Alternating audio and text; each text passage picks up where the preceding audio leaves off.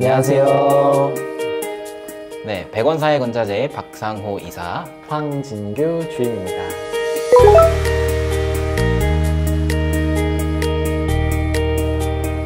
그러면 건축용 단열재, 이 말씀하신 보온병의 진공 시스템을 어떻게 적용을 할 수 있는지 그 부분에 대해서 좀 한번 설명해 주실 수 있을까요? 네, 진공단열재 구조에 대해서 먼저 말씀을 드리는 게 좋을 것 같아요. 네, 진공단열재는 기밀 처리된 외피 안에 밀봉된 단열 패널로 이렇게 구성이 되어 있습니다. 추가 단열 성능, 불연을 위해서 이 심재 부분 무기질 섬유가 들어가고요. 그리고 수분이나 가스 침투를 막기 위한 흡착제가 들어가고, 이제 수분 그리고 진공을 보호하는 외피재로 이렇게 구성이 되어 있습니다. 굉장히 짱짱하게 또 단열재가 서 있는 것 같습니다. 근데 이처럼 진공 시스템을 이용해서 두께도 획기적으로 줄일 수 있는 그런 단열재라면 사실 현장에 적용하기 너무 좋을 것 같은데, 사실 국내 현장에서는 이런 단열재를 보기가 쉽지 않았던 것 같거든요. 그렇죠, 보기 쉽지 않죠. 혹시 얼마나 개발된 지 얼마나 됐을까요? 일단은 그 진공단열재의 역사를 같이 한번 살펴보면 좋을 것 같은데요. 진공단열재는 1960년대 산업용 자재로서만 이제 사용이 됐다는 거죠. 그 다음에 이제 1970년대부터 기술적으로 이제 연구가 계속 되었고, 건축용으로 이제 사용을 해봐야 되겠다라는 가능성이 논의되기가 시작됐습니다. 산업용으로 개발이 되었다가 이것을 건축 현장에 적용을 해보려는 시도가 또 이루어졌고, 지금에 와서 이런 모양으로 나오게 됐다라는 것이죠. 맞습니다.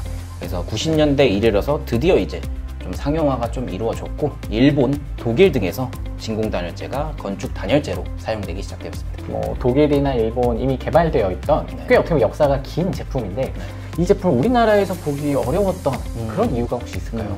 우리나라도 처음에 진공단열재는 산업용으로 이제 사용이 되었습니다. 그래서 가전제품이나 이런 데 이제 많이 이제 사용이 되었고, 근데 현재 이제 사업성이 안 되다 보니까 이제 사업을 접었고, 지금은 현재는 영세한 몇몇 업체에서 건축용 단열재로서 생산을 진행하고 있습니다. 그렇다면 이 단열재의 사업성이 떨어진 이유가 특별하게 어려운 기술이 들어가야 되기 때문에 이것들을 개발하고 이것들을 만들어내는데 어려움이 혹시 있었던 그런 이유가 있을까요?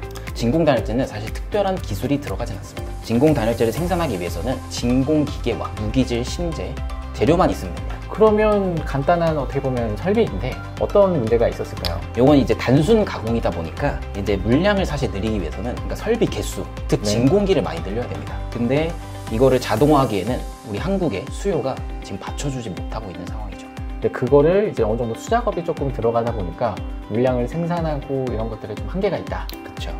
사실 중국 같은 경우에는 대부분 현장에서 이 진공 단열재를 많이 사용을 하거든요. 그만큼 이제 내수적으로 이제 수요가 있기 때문에 진공기도 생산 설비 한국에 비해서 월등히 많습니다.